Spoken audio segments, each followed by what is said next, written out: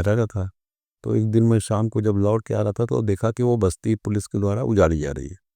वो सब भाग रहे थे और उधर से रामलीला की एक बारात आ रही थी और उसमें जो ये मेरी कल्पना कहिए या जो मुझे पता नहीं था कि वहाँ रहने वाला एक लड़का राम बना बैठा था और वो ऊपर से बैठे बैठा देख रहा था अपनी बस्ती का उजड़ना और लोग उसके पैर छू रहे थे, चढ़ावा चढ़ा रहे थे, कोई 50 रुपए, कोई 10 रुपए, कोई 20 रुपए, और वो अपनी जगह से उतर के अपने बस्ती वालों को बचा नहीं सकता था।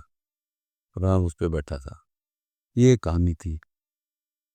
फिर ये कहानी में कुछ बदलाव हुए और फिर वो नाटक रामलीला लिखा गया और उसमें ये बदलाव हुआ कि वो लोग मिल के रामलीला करते थे और कुछ रामलीला के दृश्य शुरू होते हैं तो उनके पास सामान नहीं होता है, तो उसमें जो लड़का राम का रोल कर रहा है वो एक बड़े सेठ के यहाँ नौकर है, पास में पुराने किले में है।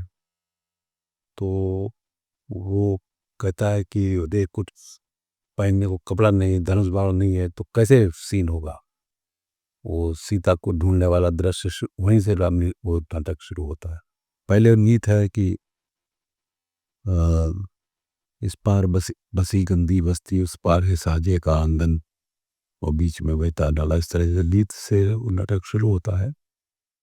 फिर वो बस्ती में वो फेंक के धनुष वनुष चला जाता है, हम नहीं कर रहे हम तुमको काम। फिर वो सब उसको मनाते हैं तो कहते हैं अच्छा चलो सेठ जी के पास चलते हैं, कुछ पैसा लेके आते हैं। सेठ जी देते हैं कि तो बढ़िया है, प्रपोजल है, भक्त आदमी है, तो वो पैसा देते हैं, खूब बढ़िया सामान आ जाता है। रिहर्सल शुरू होता है। तो जब रिहर्सल शुरू होता है तो उसमें वो जब जाते हैं पैसा मांगने के लिए तो साथ में जो रामलीला का गायक है वो मुसलमान है, वो भी जाता है। तो वो तो बहुत अच्छी सी बात करते हैं, पैसा भी देते हैं, लेकिन बाद में अपने उस नौकर को बुलाते हैं कि तुम्हारे साथ ये मुसलमान यहाँ क्या करने आया, पहले तो जाके सब पूरा धो, ये हमारा जो अंदर आ गया है। और रामलीला में मुसलमान का क्या काम। उसको समझाता है, भड़काता है कि वो हटा होगा तभी हम तुमको पैसा दे के।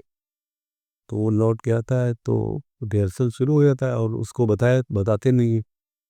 वो ढूंढता लाता पहुंचता है कि भाई कल तुम लोग हम रिहर्सल वाली जगह तुम लोग मिले नहीं।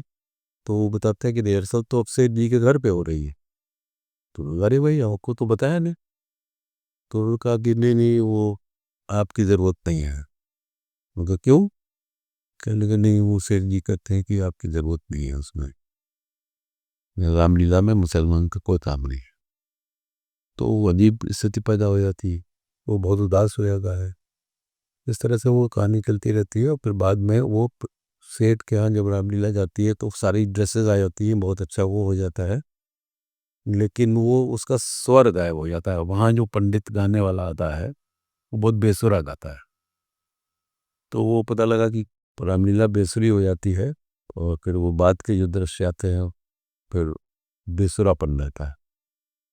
और इस तरह से वो कहानी आगे बढ़ती है। फिर दोनों में मुसलमान और हिंदुओं में वो तनाव बढ़ाते हैं और फिर वो जगह जो है नहाने के किनारे की, वो जो मुस्लिम लीडर होता है जो लिमिया है और ये सेठ, ये आपस में बांट लेते हैं और वहाँ दंगा करा देते हैं। और वो उसमें वो जो जो लड़का राम बनता है उसका पिता उस दंगे में मारा जाता है।